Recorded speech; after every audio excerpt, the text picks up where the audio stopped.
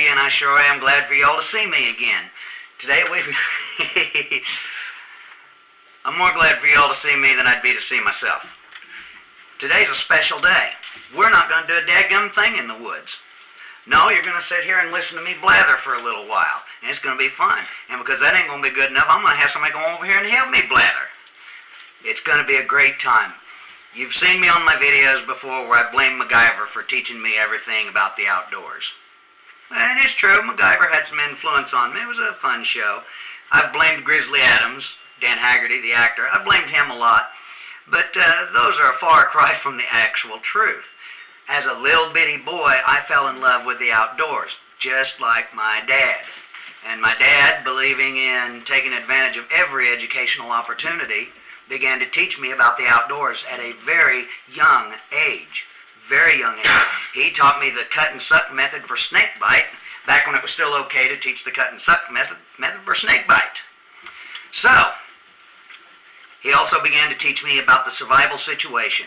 He developed a monster out of me when he first started telling me about the actual survival situations. He's the one that first told me that if you've got your knife, you should be able to make it. He didn't know what he did when he taught me that. But today, folks, it is an absolute pleasure. It is an honor. Here is the man that first started teaching me about wilderness survival, the man that led me to the Lord and was my pastor growing up. This is Dad. Come on over here. Well, you embarrassed me, son. I embarrass myself on my channel all the time, Dad. All right. We were sitting here jaw-jacking and decided we needed to be recording this. Might as well. Yeah, y'all can learn as much from my dad as you can from me. Maybe even more. Maybe even more. So, do you I'm having fun. You haven't said anything yet. I know.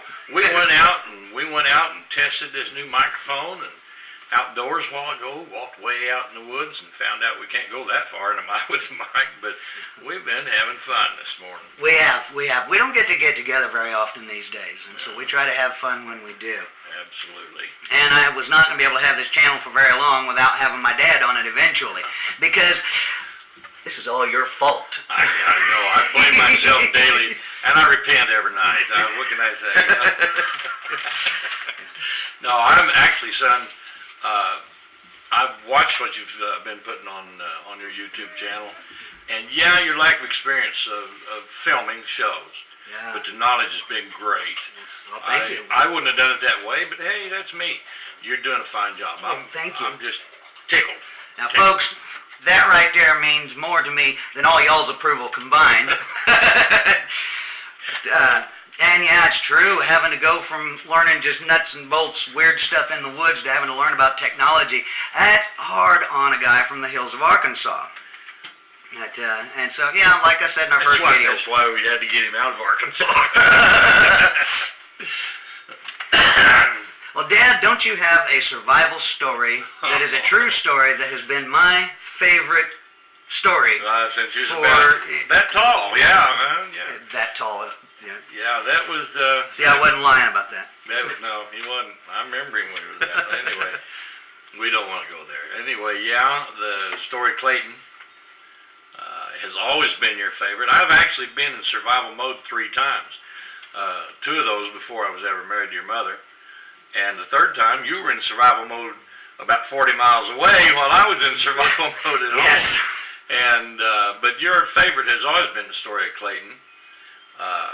And when we first mentioned making this video together, I thought, wow, how am I going to say all that? Because so much has gone on since then.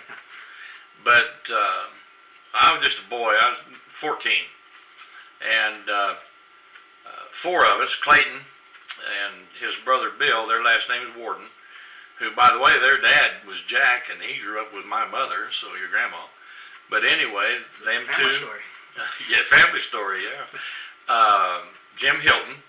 The last time I heard of Jim, he was somewhere up in Nebraska. I haven't seen him in years and years. But anyway, and myself, we were all Boy Scouts together. And we decided to take a walk out to Wildcat Bluff out north of town. One of the last things my mom told me before we left was, watch out for snakes. Mom, it's November. Ain't any snakes out? Yeah, they are. Well, they're out in November. They're out in every month of the year. If it's warm enough, they'll come out. Yeah, they sure will. But we went to Wildcat Bluff, and we were just having a ball. And there was one place there where you could actually go in this tunnel at the bottom of the bluff and come out up on top. There was some stairs built in there. It was really a neat place. And we were having fun and just got started having fun when Clayton said his foot was hurting. So we spread out a blanket. We're nice guys. We spread out a blanket, put him on there, took his shoe off, and I said, Clayton, that's snake bite. He said, no, it didn't. That happened last night in my neighbor's yard. I said, looks like a snake bite to me. And his foot started swelling and swelling. He couldn't get his shoe back on.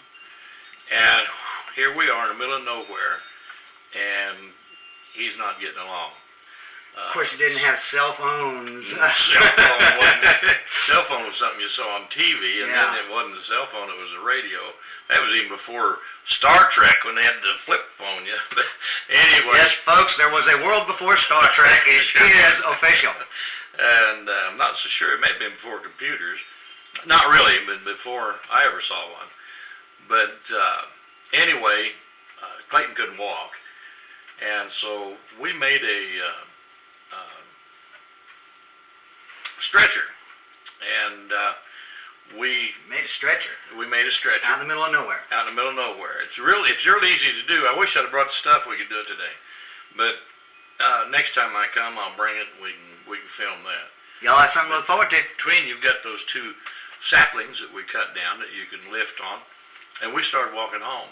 We'd walk 15 minutes, and then we would change. There's three of us, two of us carrying, one of us carrying the stuff, and we'd go, I don't know, front to back to carrying stuff, and then to back, or whatever, maybe back to front, I don't remember. But anyway, we put him in that stretcher, and we took turns carrying, and carried him for quite a while before we actually ran into his parents.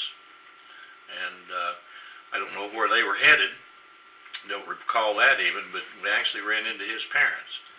And he put us in the car, an old station wagon. I didn't see station wagons today, but an old station wagon. That was Jack, was driving, and we told him what had happened. He said, well, I'm going to go to the hospital.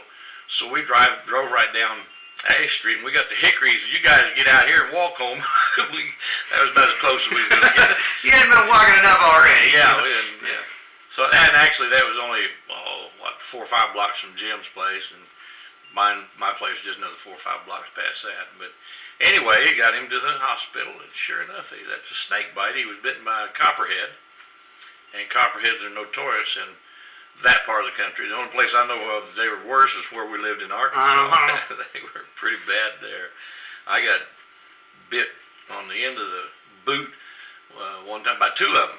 I heard a rustling in the leaves at my feet, and I looked down there. 2 of them jiggling away just as fast as they could, and I looked on my boot, and there that old scummy stuff. Got bit in the boot. Fortunately, their fangs wouldn't go through that hard leather in the boot. But anyway, that's the story of Clayton.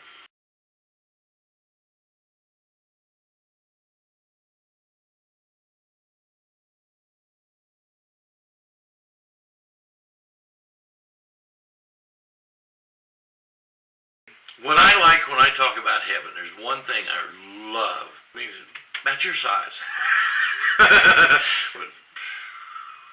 What did you just do?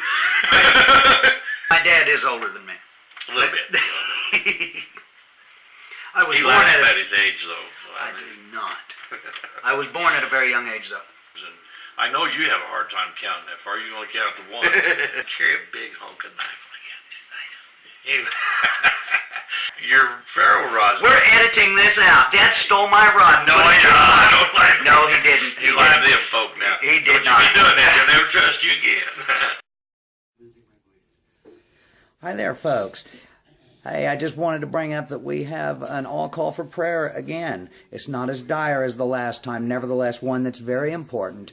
Our friend Steffi is trying to get moved. That's been on her heart for a long time now, and she is going tomorrow, February the 2nd, to look at a place, alrighty? So let's be in prayer about that for her. It would be a huge blessing to her if she could go there and have a nice place for her and Ben Annie, and hopefully in the future, Ben Annie's little sister.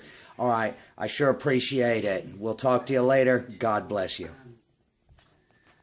Don't you be forgetting Isaiah 41:13. God bless you.